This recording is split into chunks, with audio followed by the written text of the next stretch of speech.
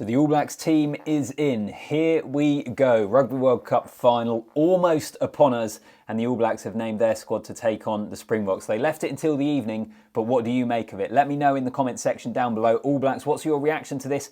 Feels pretty settled, if I'm going to be honest. No real shocks and surprises, a few tweaks here and there, maybe a reflection of where this New Zealand team have got themselves to. But that's what I'm getting into in the video. You can drop a comment down below. Also, like the video, subscribe to the channel, but let's get into it.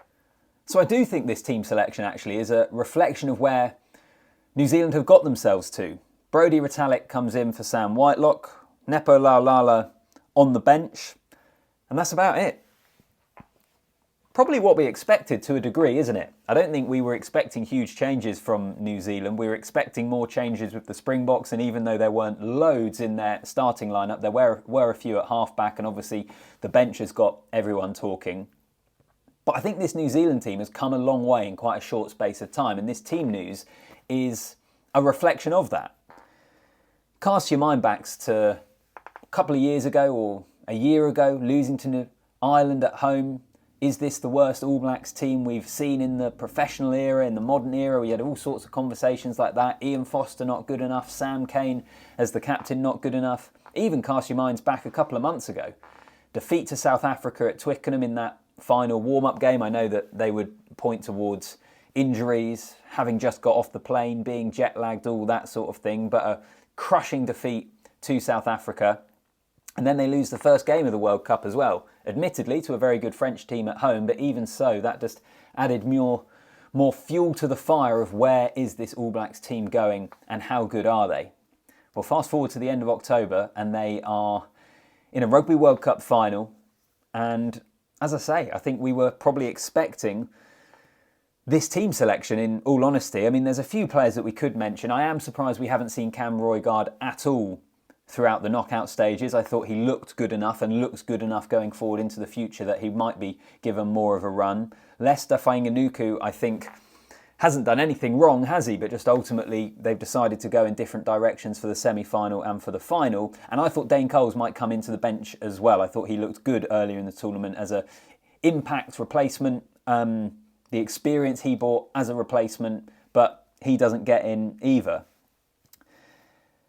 And it kind of, in a way, reminds me of Ireland's approach a little bit in the pool stages. That if you look back, on that occasion, the Springboks named their team earlier in the week, and I know that New Zealand weren't going to see the team selection from this morning and all of a sudden change their team, but they would know the challenges that were going to come at them from South Africa, regardless of if they did 7-1 or 6-2 on the bench. They know the physicality and power in this South African team, and it must be tempting as a coach to alter your team selection to deal with that, and I love it when coaches don't. Ireland didn't at all in the pool stages, and New Zealand haven't here either, which I think makes a lot of sense. You pick the team that you think is best placed to go out and execute the game plan that you want to play. Sometimes you can be too reactive, sometimes you have to, but I like that approach from New Zealand, and I think you trust the coaches at this point. I know Ian Foster has had his detractors, but the way in which they have built into this World Cup has worked. When you get yourself to a World Cup final, you deserve to have the faith put in you.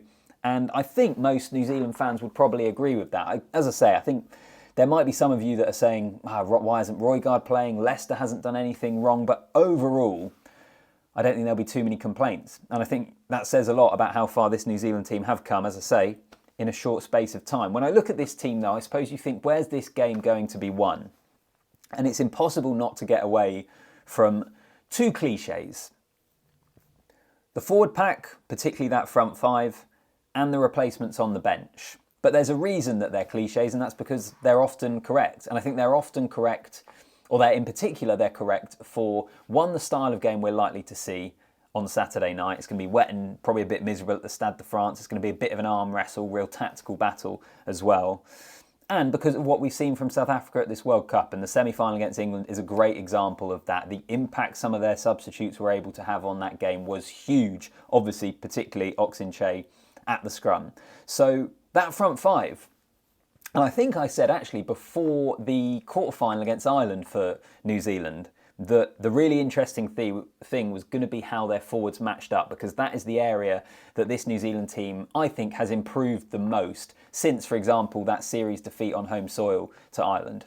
You look at Ethan de Groot and Tyrel Lomax coming through, Tamaiti Williams as an option off the bench. How that front row and those front five go against the Springboks is going to tell us an awful lot about how this game turns out. It is interesting that they've gone for Nepo on the bench. I haven't had a chance to, I think the press conference and things is kind of happening now, or was probably just finished. So I don't know if Fletcher Newell picked up an injury possibly, or they just wanted a bit more experience with Nepo coming on as a replacement. I mean, him and Tamaiti are like opposite ends of the spectrum really in terms of experience. So maybe that's part of the reason to have them both out there together. But what an opportunity for the young man, by the way. Tamaiti Williams coming on in a World Cup final. We know how important the scrum's going to be. We know what South Africa did to England in the scrum in the latter stages of that game. But what an opportunity for him to take that on.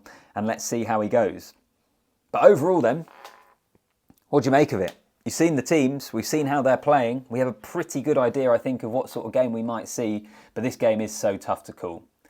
It's so tough to call. Let me know in the comments section who's going to win and what do you make of this team news. I don't think there's going to be too many grumbles about it, apart from the couple of things that I maybe mentioned already. But it's going to be fascinating. I can't wait for it. Someone asked actually on the video I did earlier about the South African team news of who do you want to win? And honestly, I don't have a horse in this race. I honestly don't mind. I just hope we get a really good game. Because actually, if you think about it, all four quarterfinals were brilliant. All right, we had the New Zealand-Argentina semi-final, which was pretty one-sided and a bit flat. The South Africa-England semi-final, which maybe not high on entertainment, but in terms of how engaging and enthralling it was, another really good game. We've had a lot of good knockout games at this World Cup. I hope we get a final that lives up to it. So as I say, comment section, let me know what do you make of the team news and who do you think is going to win. I'm going to try and do a final World Cup final preview tomorrow with Tim from Egg Chasers. He's back in Paris, so I'm hoping to link up with him and we'll get something recorded for you. So get me your views in the comment section. Let me know your views on this game, on this final, just anything about it. I cannot wait for it. It wasn't so long ago that I felt like we were trying to slug our way through the pool stages and all of a sudden the knockout rounds have gone by in an absolute flash. So it'll all be over pretty soon. I look forward to reading your comments. Make sure you like the video as well. Make sure you're subscribed to the channel and I'll see you in the next one.